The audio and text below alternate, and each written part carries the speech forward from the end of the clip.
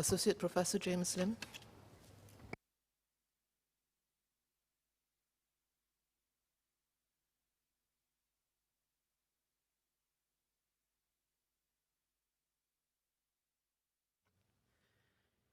Thank you, Madam Speaker and Madam Deputy Speaker and Minister. I recognize that these two motions constitute a fairly narrow exercise of the Government Securities Act and Treasury Bills Act for the purposes of raising the debt ceiling.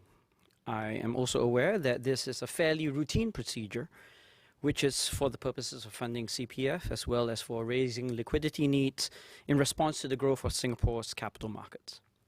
That said, I just wish to add two thoughts.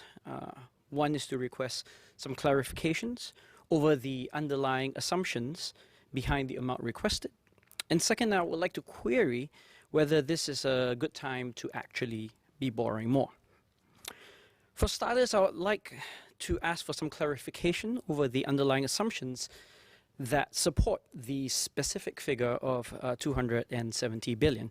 In particular, what were the projections for GDP growth numbers that were used to derive this increase in the ceiling, and did this take into account the change economic conditions relative to what has recently transpired? I'm requesting this clarification because I believe that there's actually substantial uncertainty over the way that the economy will subsequently evolve over the next few years.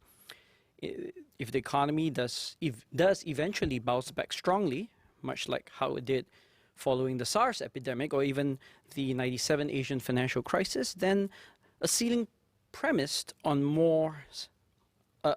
a more pessimistic growth trajectory may turn out to be excessively generous.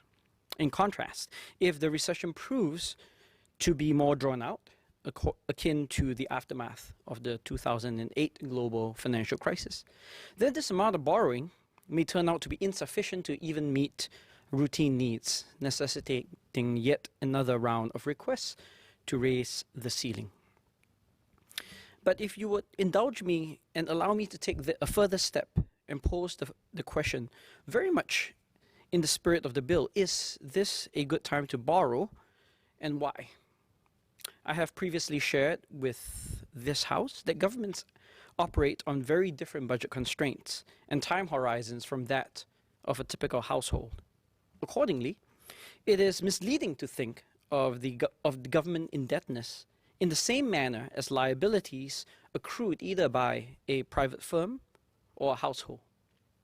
In particular, because governments operate essentially on an infinite time horizon, and they possess the unique ability to finance their expenditures with money creation, the usual concerns faced by private actors over short-term illiquidity do not generally apply. It is therefore not only sound economics, but in fact a fiduciary responsibility for our government to consider whether debt finance fiscal policy might actually offer a superior value proposition to either drawing down on reserves or strict adherence to a reserves replenishment schedule. As context, it's useful to consider the evolution of two key drivers of borrowing costs, as the other member has mentioned, the inflation rate and the interest rate. Inflation has remained very contained virtually everywhere. In advanced economies, expectations of future inflation are very well anchored. Taken together, there's very little indication that prices are likely to move sharply in the deflationary or inflationary direction, providing a substantial degree of certainty for the future macroeconomic environment. Interest rates also remain very low worldwide.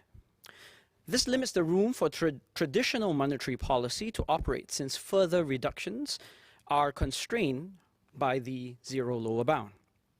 Furthermore, in countries where rates are close to zero, positive inflation means that borrowing costs in real terms are negative. This means that the costs of borrowing are no longer prohibitive.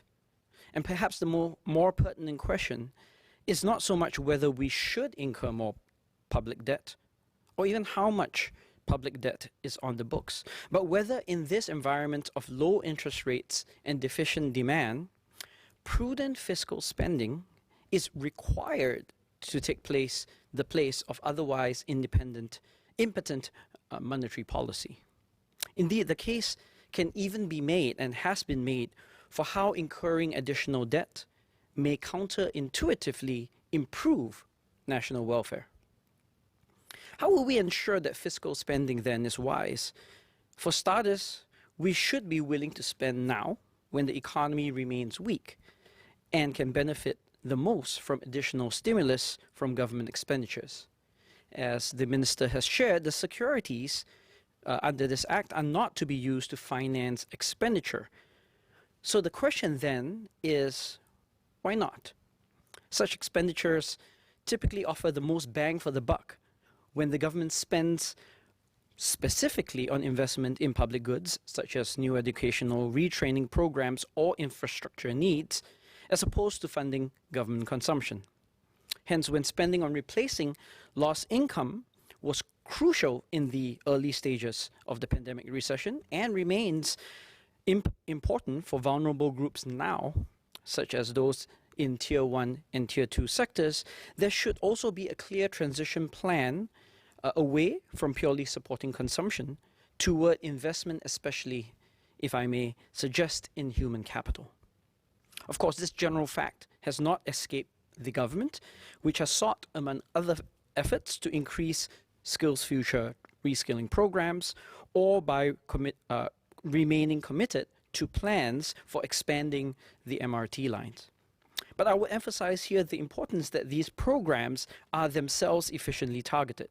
For example, there should be a clear understanding of the extent to which skill future trainees subsequently secure jobs in the new industries that they have retrained for. As another example, infrastructure work on domestically oriented infrastructure projects, such as MRT lines, should take priority over those that enhance purely international connectivity, such as the new airport terminal. Madam Deputy Speaker, in light of what I shared, it should therefore come as no surprise that I assert my support for both of these motions.